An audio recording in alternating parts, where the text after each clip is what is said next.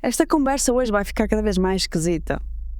Alguma vez tiveste um sonho em que viste algo ou alguém fora do normal, natural, que te assustou verdadeiramente? Ou já tiveste uma experiência perturbadora na vida real? Talvez sentir um toque quando não estava ninguém ali, ouvir um som estranho, ou ver alguma coisa no canto do olho. Acreditas sequer em espíritos, demónios, entidades negativas e por aí?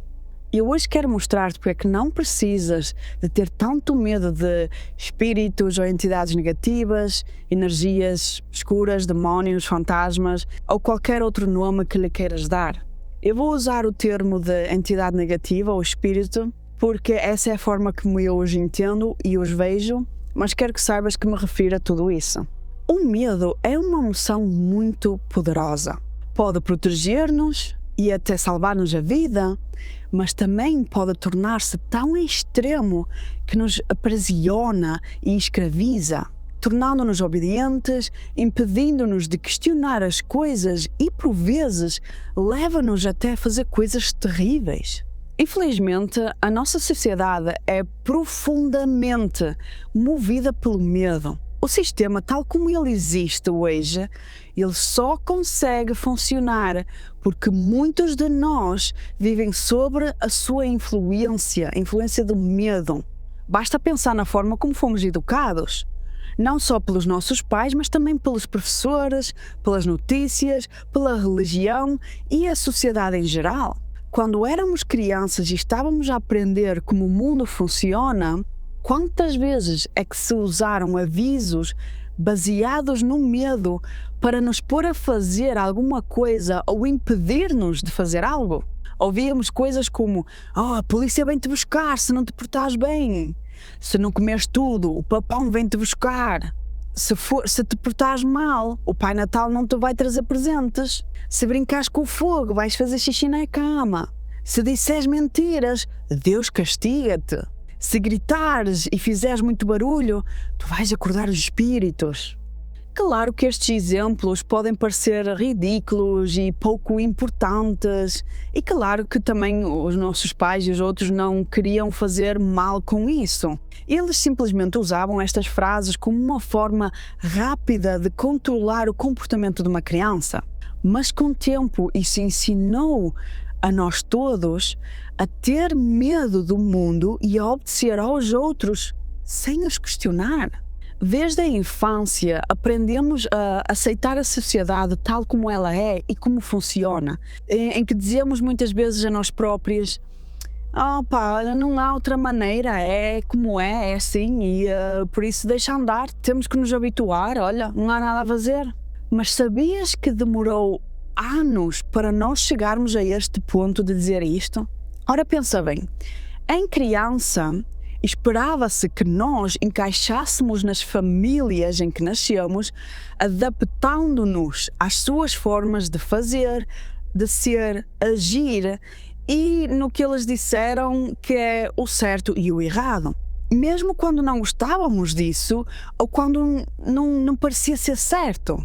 E depois, na adolescência, muitos de nós tentaram rebeldar-se contra isso, mas isso raramente mudou alguma coisa e continuamos a ser ensinados a como pensar, a comportar-nos e a viver de acordo com aquilo que os outros e a sociedade, o sistema, esperavam de nós. Isto quer dizer que muitos de nós fomos condicionados a temer e a obedecer ao sistema durante pelo menos os primeiros 18 anos da nossa vida.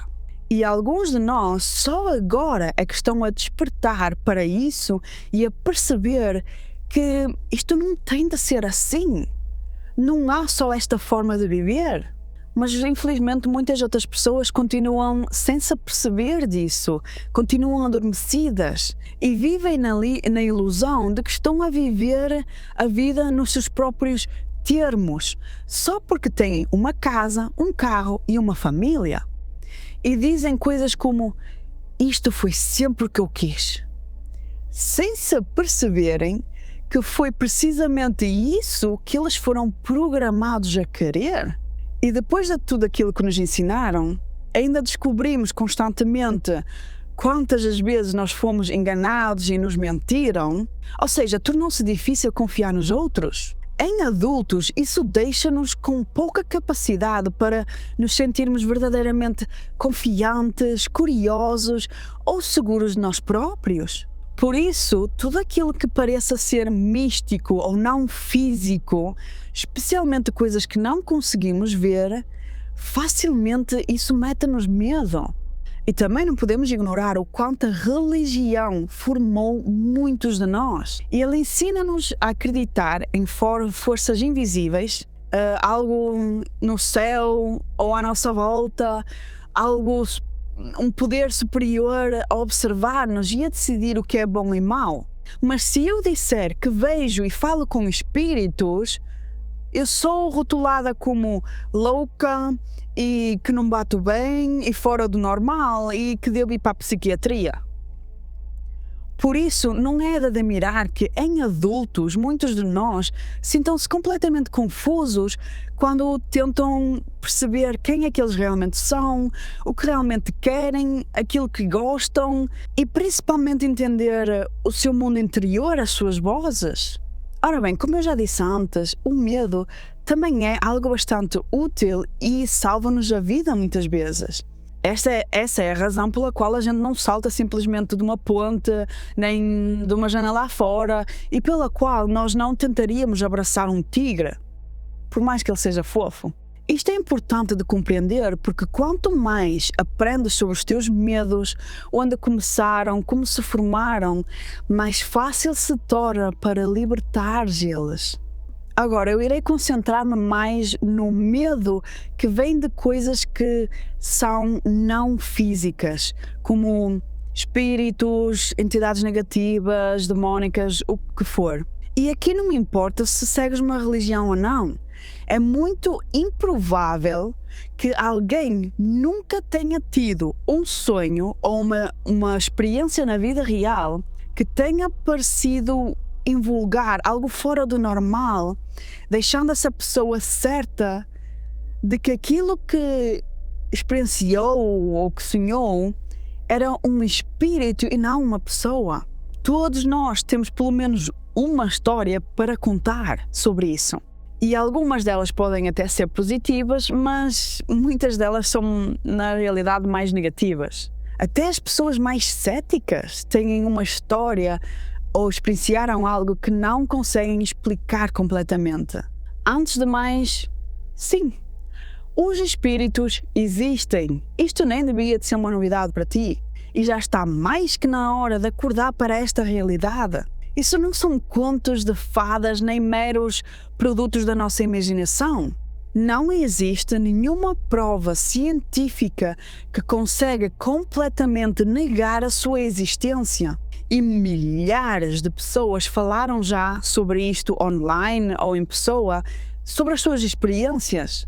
E a ciência até consegue provar a sua existência, mas o sistema que temos chama isso de a teoria da conspiração, que é só uma forma de tirar credibilidade a algo, principalmente quando ainda há muita gente que ainda só acredita naquilo que aparece nas notícias ou no que o governo oficialmente apresenta como verdade. Eu aqui não me vou focar em energias ou entidades positivas, porque o meu objetivo é ajudar-te a compreender quão poder tu na realidade tens. E também existem diferentes tipos de entidades negativas, mas também nem vou ir por aí, nem vou aprofundar isso.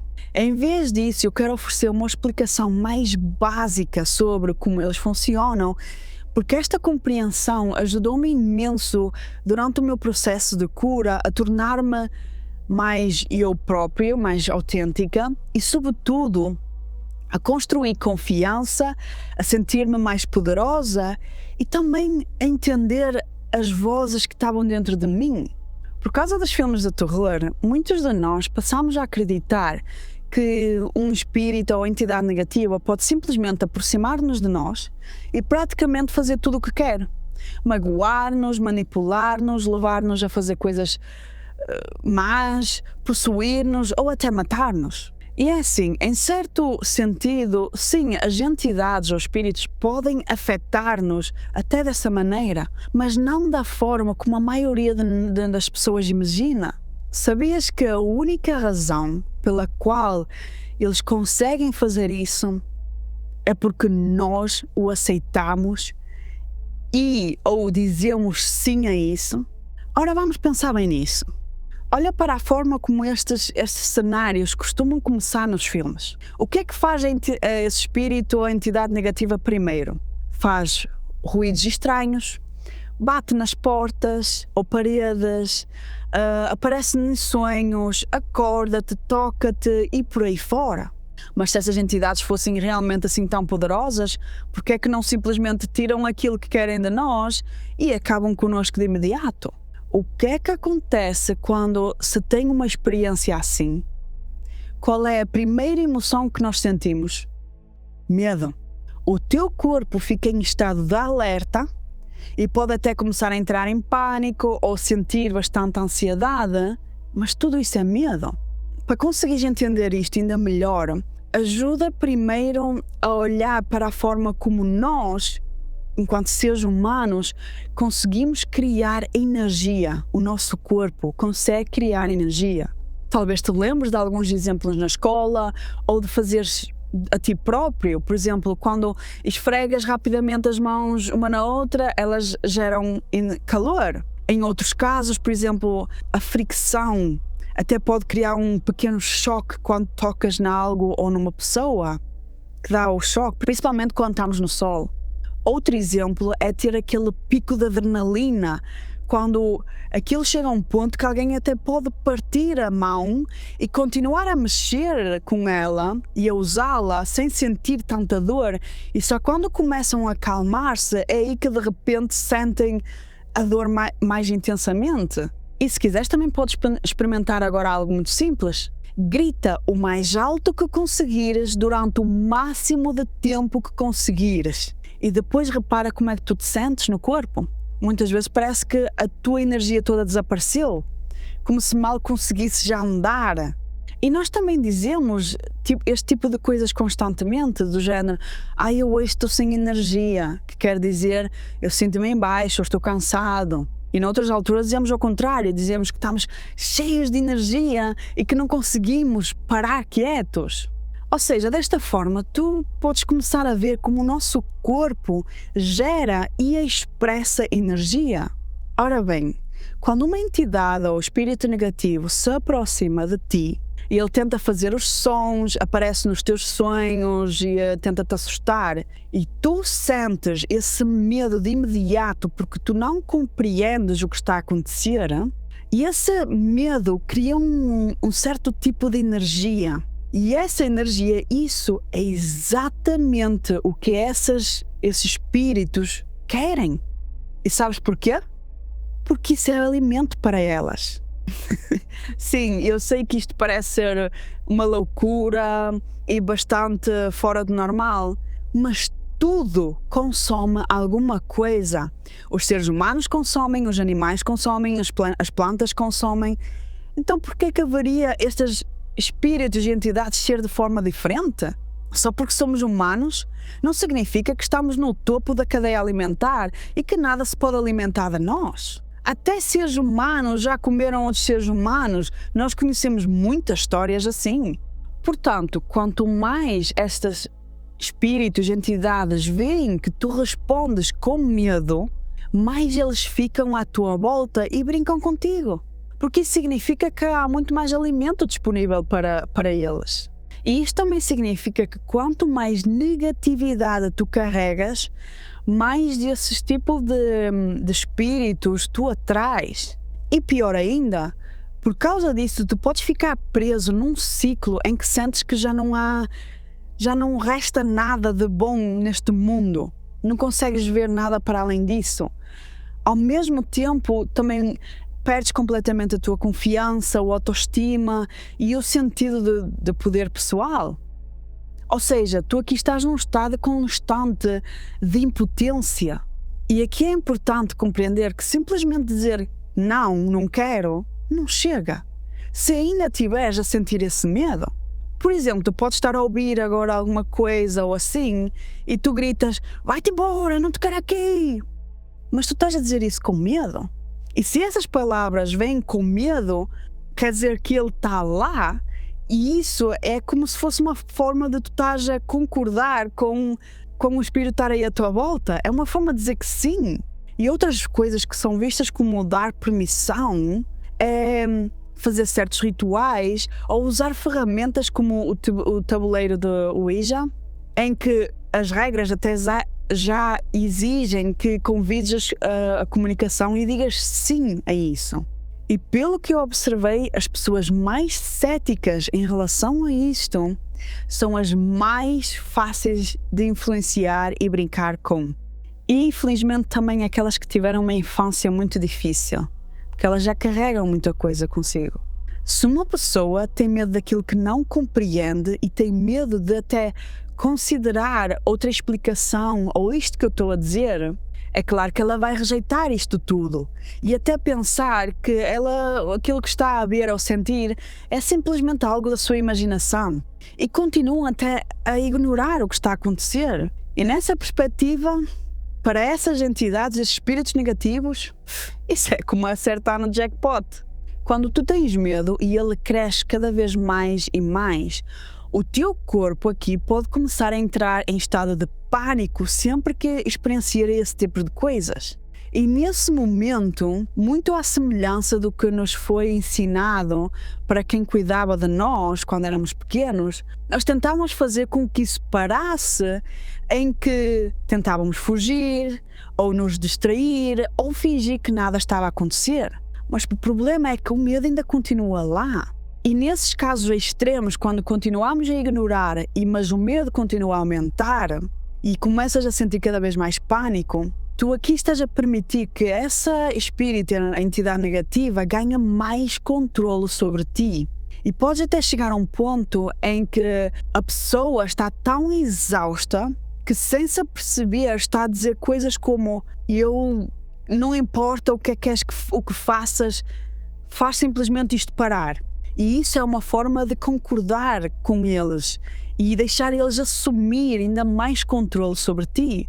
E esta pequena parte agora é mais para as pessoas que já têm uma abordagem mais espiritual, que já acreditam mais nisso.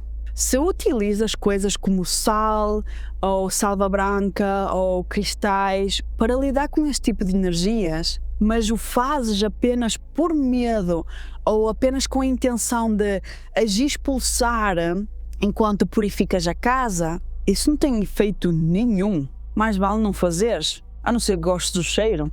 Se tu as vês como algo negativo ou perigoso, isso significa que essa energia ainda está dentro de ti.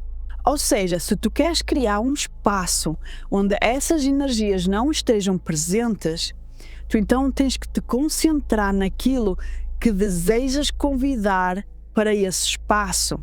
Isso quer dizer que enquanto fazes a limpeza energética, ou o teu ritual, tu tens que sentir verdadeiramente dentro de ti e dizer coisas como: eu neste espaço convido a calma, a gratidão, a produtividade, o amor, seja o que for. As palavras que escolhas és tu quem decide. O importante é que tu sintas genuinamente essas emoções enquanto o fazes e que incorporas isso de forma consciente, sem pensar nem esquecer, sem dizer as coisas como mas eu não quero isto aqui, eu não quero estas entidades aqui. Não, só te focas naquilo que tu queres convidar para dentro desse espaço. Mas então, o que é que realmente funciona contra elas? Achas que se pensarmos de forma positiva ou repetir afirmações vai ajudar muito se ainda sentes medo? Não, claro que não. Tu nem sequer consegues manter esse estado mental por todo o tempo. Ou seja, o medo faz parte da vida, mas viver em constante medo e sofrimento, não. Por isso, em vez de fugires, está na altura de enfrentar. O que mais ajuda é compreender aquilo que experienciaste, aquilo que passaste por. E isso significa também falar com outras pessoas que também gostam de falar abertamente sobre essas coisas, sobre o que lhes aconteceu e até acreditam. E se não tiveres alguém aí, A internet tem muito dessa informação, mas tu precisas de compreender o teu mundo interior, ou seja, os teus pensamentos, as vozes interiores, a tua imaginação, o medo e por aí. E quando começas a compreender essas coisas, é aí que provavelmente vais passar por umas fases de cura que é para poderes libertar certo sofrimento e dor que tens andado a carregar contigo por muito tempo. E claro, este processo vai ajudar-te imenso a recuperar a tua confiança, a reconectar-te com o teu próprio poder, a sentir-te mais leve e mais confiante e, acima de tudo, perceberes o quanto realmente consegues influenciar a tua própria vida. E depois, em vez de deixares que o medo tome as tuas decisões, tu irás começar a agir a partir de um lugar de alinhamento. E isso sabe tão bem. E é a partir daí que finalmente vais conseguir olhar para esses espíritos e entidades negativas de uma forma diferente e perceber pelo menos 3 coisas. Primeiro, elas não têm tanto poder sobre ti como pensavas. Segundo, elas não são tão aterroradoras como parecem. Elas estão simplesmente a tentar sobreviver da única forma que sabem. E elas também têm muito medo.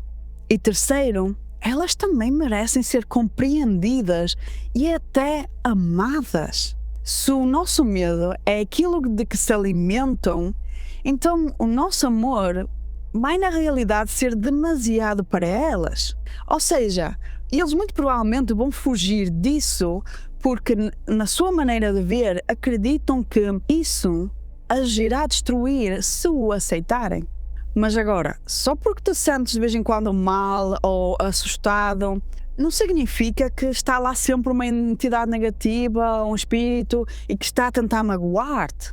Tudo isto depende do teu estado mental mais dominante no teu dia-a-dia. Se estás constantemente a viver em medo e a falar sempre mal de ti e dos outros, tu tornas-te muito mais vulnerável a esse tipo de energia.